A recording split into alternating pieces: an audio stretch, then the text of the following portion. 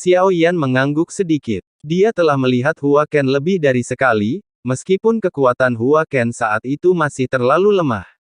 Tapi sekarang, jika mengingat kembali, kekuatan Hua Ken masih sangat hebat, meskipun Xiao Yan tidak mengantisipasinya. Hua Ken sebenarnya berada di antara mereka selama pengejaran. Kakak He harus mengubah arah lagi. Mereka sedang mengejar. Xiao Yan menatap Dewa Bangau dan berkata dengan suara berat, keduanya mengangguk setuju. Meskipun mereka telah mengambil beberapa jalan memutar, mereka sudah setengah jalan menuju alam suci Buddha ilahi, dan beberapa pengejar telah sepenuhnya dikalahkan oleh Xiao Yan dan Dewa Bangau. Namun, masih ada beberapa seperti Miao Lian Kong, yang memiliki utusan ilahi Sekte Bayangan. Meskipun Dewa Bangau terus mengubah arah dan Xiao Yan menggunakan jiwa Void untuk bepergian dengan cepat, Miao Lian Kong masih bisa mendapatkan informasi lokasi yang akurat. Mereka tanpa henti mengejar Xiao Yan, dan sebuah perjalanan melintasi ruang hampa lainnya baru saja muncul dari celah spasial ketika beberapa senjata tajam menyerang dari segala arah, dan beberapa aura tirani, seperti hiu yang mencium bau darah, tiba-tiba muncul dari ruang hampa di sekitarnya, langsung membentuk pengepungan. Ikuti aku, semuanya. Atas perintah Raja Iblis, bunuh satu. Seekor iblis kuat dengan kaki seperti binatang buas dan tubuh yang tertutup sisik melangkah maju. Dengan raungan, sosok-sosok ganas yang tak terhitung jumlahnya melesat keluar, menuju langsung ke kompas surgawi tempat Xiao Yan dan Dewa Bangau berada. Xiao Yan sedikit mengerutkan kening. Penyerang terkuat hanyalah dewa tingkat kaisar, serangan tanpa rasa takut seperti itu sama saja dengan bunuh diri. Seketika, pikirannya bergerak, dan kekuatan jiwanya berubah menjadi pedang hati pembunuh jiwa yang hampir tak terlihat. Pedang itu langsung terbang keluar. Serangkaian jeritan tajam meletus saat iblis-iblis penyerang. Pada saat berikutnya, tubuh mereka bergetar hebat, dan tanpa kecuali, semua pupil mata mereka tiba-tiba menyempit sebelum membesar. Kemudian, jiwa-jiwa yang tak terhitung jumlahnya mengeluarkan lolongan tajam, semuanya menyerbu panji penekan jiwa Xiao Yan. Di kehampaan, puluhan anggota ras iblis yang kuat binasa, hanya menyisakan mayat mereka yang melayang di udara. Tidak lama kemudian, retakan muncul di kehampaan, dari mana serangga berbentuk aneh muncul, melahap mayat-mayat tersebut. Serangan mendadak seperti itu bukanlah hal yang jarang terjadi. Hal itu terjadi berkali-kali. Banyak anggota ras dewa mencoba menghentikan mereka, bahkan mencoba membunuh Xiao Yan dan Dewa Bangau, tetapi mereka jelas tidak memahami kekuatan musuh mereka, dan dengan demikian semuanya binasa, menjadi jiwa-jiwa di dalam panji penekan jiwa milik Xiao Yan. Namun, karena jumlahnya sedikit dan jarang, mereka tidak memiliki keabadian para dewa, sehingga kekuatan jiwa mereka agak lebih lemah. Meskipun demikian, kekuatan jiwa di dalam panji penekan jiwa secara inheren terakumulasi sedikit demi sedikit. Saat menghadapi penguasa ilusi, semua jiwa di dalam panji penekan jiwa meledak, dan sekarang mereka perlu dikumpulkan kembali, yang memang akan membutuhkan waktu dan usaha. Xiao Yan juga cemas, terus-menerus mengumpulkan kekuatan. Selain menyerap jiwa dari panji penekan jiwa, dia menyerap semua api yang muncul pada musuh yang dia temui, menggunakan semuanya untuk melahap api kepunahan. Api nomor satu ini memang memiliki daya hancur yang mengerikan, tetapi pada saat yang sama, konsumsinya sangat tinggi. Namun, Xiao Yan belum menemukan kekuatan lain untuk menggantikannya, tetapi energi yang dimilikinya tidak terbatas pada melahap api. Seharusnya ada kekuatan lain yang lebih mudah diperoleh. Ada titik-titik tetap di ruang yang digunakan oleh api kepunahan. Mereka pasti mampu mencegat kita dengan menyergap kita dengan cara ini.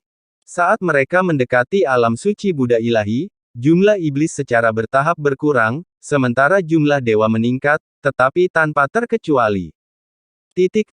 Xiao Yan tidak repot-repot berbicara atau mengucapkan peringatan apapun. Siapapun yang berani mendekati kompas surgawi akan langsung dibunuh, jiwa mereka direbut, dan semua harta karun yang dikumpulkan dari cincin-cincin itu.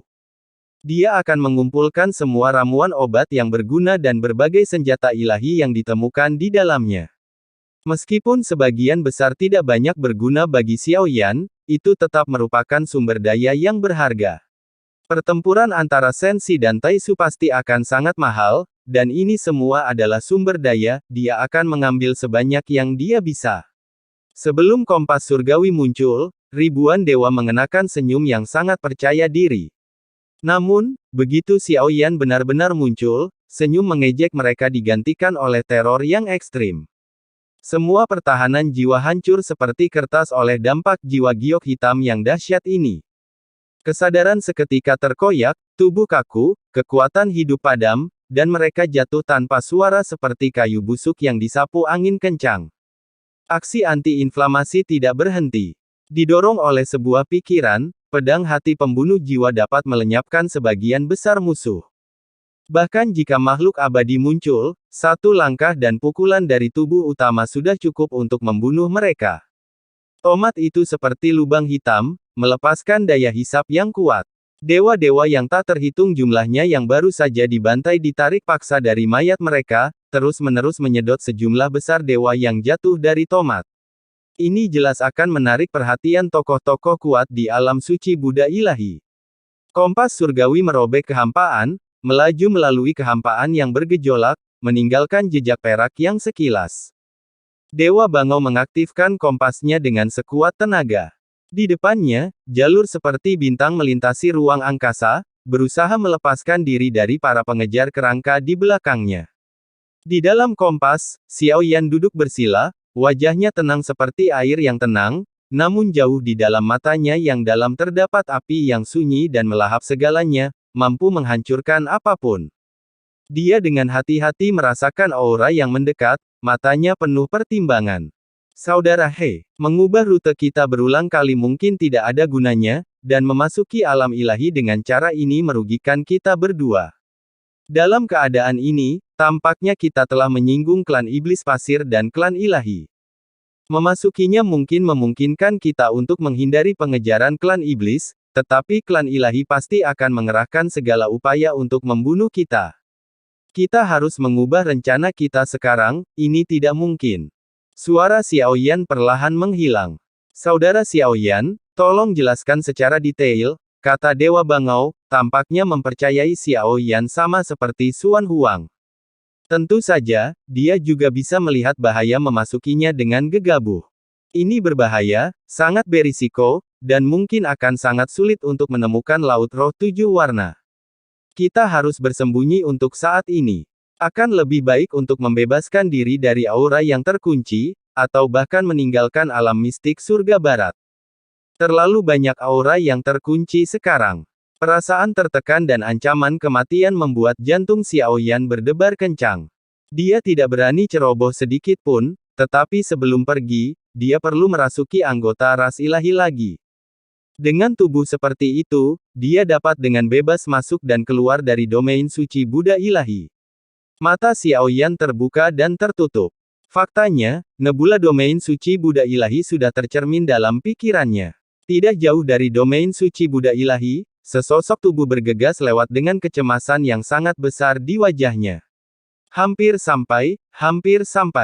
Selama aku kembali, aku bisa meminta bantuan Yang Mulia Miao Lianhua untuk memisahkan jiwanya dari tubuhku. Si Su Zhu sialan itu benar-benar menipu kita. Kita turun dalam wujud asli kita, dan dia hanya memberi kita klon yang tidak berarti. Sialan Su Zhu, sialan Taisu.